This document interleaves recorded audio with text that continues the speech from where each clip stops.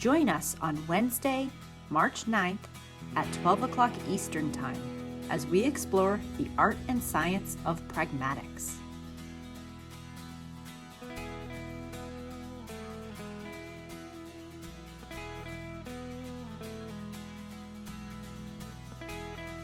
In order to interact successfully, we need to understand the context of interaction and know how to make ourselves understood.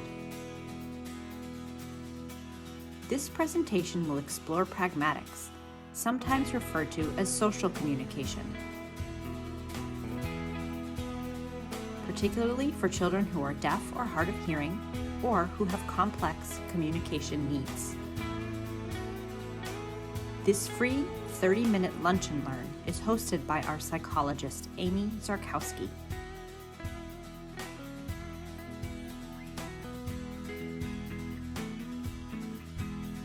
Hope to see you there.